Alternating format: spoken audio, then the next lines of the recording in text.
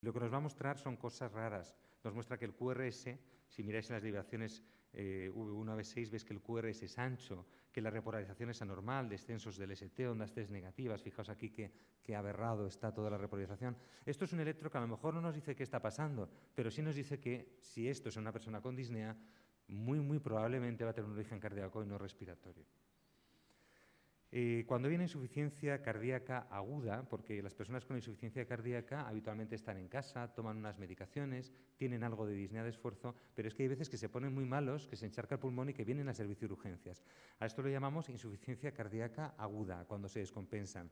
Pues bien, yo lo primero que quería decir con esta diapositiva es que cuando un paciente tiene una insuficiencia cardíaca aguda en un servicio de urgencias, en primer lugar, lo esperable es que esté en taquicardia sinusal.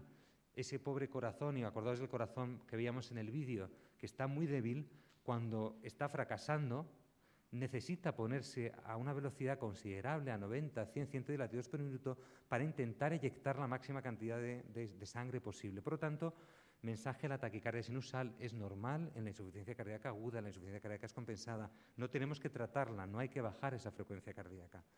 Ahora, cuando esta persona está en la urgencia, está en edema agudo de pulmón, es muy importante saber la causa, porque en ocasiones, por ejemplo, en este caso que está en edema agudo de pulmón, imaginaos, vemos que claramente hay una elevación del ST en toda la cara anterolateral. Esto es un infarto con elevación del ST y habrá que fibrinolisar o avisar a un equipo de hemodinámica para que abra esa arteria. Ese será el tratamiento de elección. A lo mejor intubación y otras cosas, pero necesitamos abrir la arteria cuanto antes. En ocasiones, y aunque en este electro también veis que hay una elevación del ST, lo que quería remarcar es que la fibrilación auricular, que es una arritmia muy frecuente en la insuficiencia cardíaca, ella sola puede hacer que una persona que tenía un corazón que estaba muy débil, pero que más o menos estaba estable, si ese paciente estaba en ritmo sinusal y de repente entra en fibrilación auricular, es muy frecuente que ese corazón que estaba al límite no aguante la fibrilación auricular, no soporte ponerse en vez de en 50 a 100 o 100 latidos por minuto y entre en insuficiencia cardíaca aguda. Por lo tanto, la fibrilación auricular es también una causa frecuente de descompensación de la insuficiencia cardíaca crónica. Perdón, cualquier bloqueo auriculoventricular. Veis aquí con los puntitos cómo nos marcan la actividad auricular y veis cómo está disociada de la actividad ventricular. Por lo tanto, un bloqueo auriculoventricular puede también producir insuficiencia cardíaca e imaginaos un paciente que tiene un marcapasos y que, por ejemplo, empieza a disfuncionar el marcapasos, sin entrar en analizar ahora las alteraciones del sensado o de la estimulación del marcapasos, pero claramente vemos que hay espigas que están flotando donde no deberían.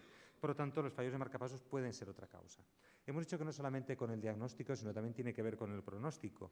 Pues bien, en esta tabla que veis que nos refleja una gran cantidad de conceptos que se asocian con el pronóstico de la insuficiencia cardíaca, fijaos que dentro de los distintos el electrocardiograma ocupa un lugar importante y es que hay una serie de hallazgos del electrocardiograma como son la presencia de taquicardia, pero no en la insuficiencia cardíaca aguda, sino en la crónica, mantenida, la presencia de ondas Q de infarto, un complejo QRS ancho, la hipertrofia ventricular, etcétera, la propia fibrilación auricular, son signos de mal pronóstico en la insuficiencia cardíaca. Y de hecho, y ya porque vamos a enlazar con el tratamiento, fijaos que cuanto más ancho es el complejo QRS, cuanto más anomalía en la conducción ventricular tenemos, y esto viene representado de esta forma, estos son los QRS más estrechos, menos de 90, estos son los más anchos, más de 220 milisegundos, pues fijaos que cuanto más anchos, menor es la supervivencia con el paso del tiempo, es decir, que claramente los QRS anchos se asocian con un peor pronóstico de los pacientes.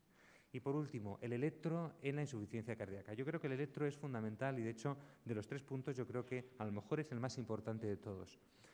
La insuficiencia cardíaca tiene un tratamiento que realmente no es complejo. Es un tratamiento que todos deberíamos tener en la cabeza porque es una enfermedad muy frecuente y es fácil de realizar. Básicamente, en la insuficiencia cardíaca sistólica, el típico paciente que ha tenido un infarto y que tiene un corazón débil, siempre tenemos que tener en la cabeza que tiene que tomar beta bloqueantes, que tiene que tomar IECAS o ARA2, y estas son las 2 líneas fundamentales que siempre tenemos que revisar. Si no lo ponemos es porque hay alguna contraindicación o intolerancia. Pues bien, básicamente este es el resumen de lo que viene aquí, ¿no? Pero claro, es que tanto los beta bloqueantes como los IECAS o ARA2 nos producen o nos pueden producir alteraciones en el electro. Por supuesto, los beta bloqueantes, por su efecto beta bloqueante, nos van a producir bradicardia sinusal. Y es que ese corazón que estaba muy débil, los beta bloqueantes lo que van a hacer es que cuando uno se pone a correr o hace algún ejercicio, el corazón no se va a estresar porque el beta bloqueante va a impedir que se estrese. Por eso aumentan la supervivencia en los pacientes con insuficiencia cardíaca. Pero ¿por qué es clave el electrocardiograma? Porque, claro, lo que no queremos es una bradicardia asintomática, no tanto por los bloqueos AV, que todos sabemos como contraindicación de los betabloqueantes, pero eso es excepcional. Lo más importante es el electro para el control de la frecuencia cardíaca, aunque también es cierto que se puede hacer tomando el pulso arterial en una consulta. Los diuréticos, una medicación clave, no es tan importante en el sentido de que los beta-bloqueantes, los IECAS-ORA2, mejoran la supervivencia de los pacientes. Los diuréticos son medicación puramente sintomática, nadie ha demostrado que vivan más, pero claro, como son tan necesarios para que no acumulen líquidos, todos los pacientes con insuficiencia cardíaca toman diuréticos. ¿Qué pasa con los diuréticos? Que por la orina, que generan grandes cantidades de orina, se pierde una gran cantidad de iones. De tal forma que estas personas, si no tenemos cuidado, pueden hacer, por ejemplo, hipopotasemias muy marcadas, un potasio de 1,5. Por supuesto, tiene una serie de alteraciones electrocardiográficas que supongo que habréis visto, alteraciones de la onda T, del ST, que rápidamente deben ser corregidas porque se puede producir una parada cardiorrespiratoria.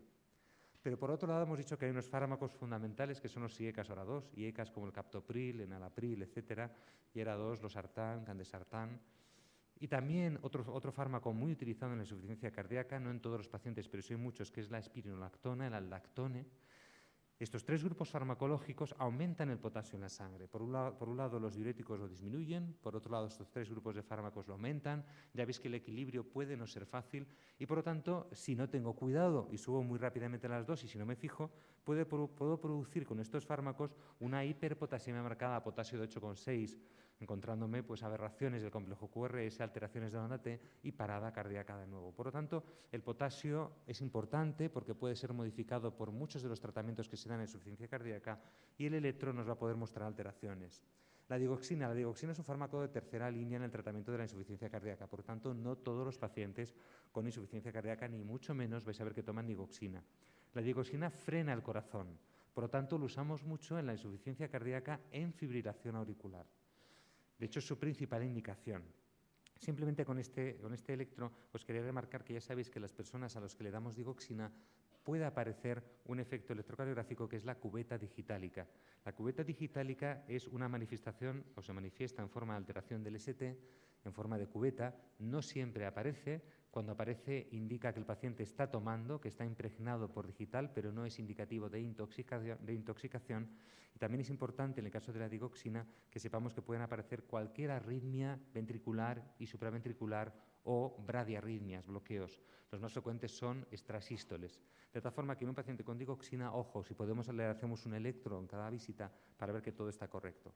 En el mundo de los desfibriladores seguro que en varias ocasiones lo habéis tratado en este campo, pero es que, claro, imaginaos que estos pacientes que tienen los ventrículos muy débiles, que tienen cicatrices de infarto, es muy fácil que hagan arritmias ventriculares. Por eso, en una unidad de insuficiencia cardíaca, muchos de nuestros pacientes tienen dispositivos implantables, tienen desfibriladores, porque lo que no queremos es que si esto lo tiene en la calle esté solo, porque el corazón se va a parar, muy probablemente, y sin embargo, si tiene un desfibrilador, este desfibrilador probablemente sea capaz de salvarle la vida.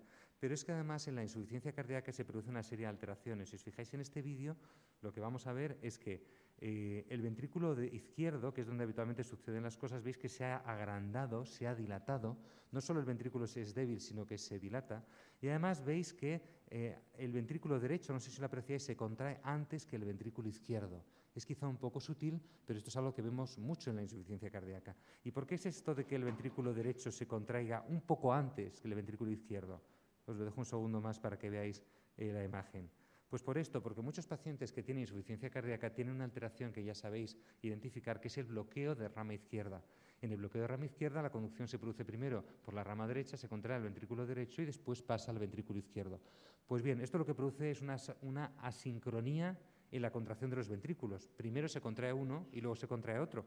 Pero esto tenemos que de alguna forma arreglarlo, porque se ha visto que los pacientes que tienen esta asincronía viven menos, tienen más síntomas y tienen peor calidad de vida. Entonces, ya desde hace muchos años se viene trabajando con unos dispositivos que se llaman resincronizadores cardíacos. Los resincronizadores cardíacos es lo mismo, es decir, es un aparato que tiene el paciente en el pecho, que es la carcasa, la pila del aparato, y lo que pasa es que tienen cables más complejos. Fijaos que este cable de aquí en el ventrículo derecho es el mismo que podría tener un marcapasos o un desfibrilador. ¿Qué es lo que hace el resincronizador? Un resincronizador cardíaco esencialmente tiene un cable más, y ese cable más está situado en el ventrículo izquierdo. Pero bien, para llegar al ventrículo izquierdo, como en el lado derecho es muy fácil, ¿no? Porque cualquier vena del cuerpo nos lleva al ventrículo izquierdo. al ventrículo derecho, pero para llegar al ventrículo izquierdo es complicado. Por ello, los médicos, los cardiólogos que se dedican a las arritmias, hicieron lo siguiente: llevan un cable hasta la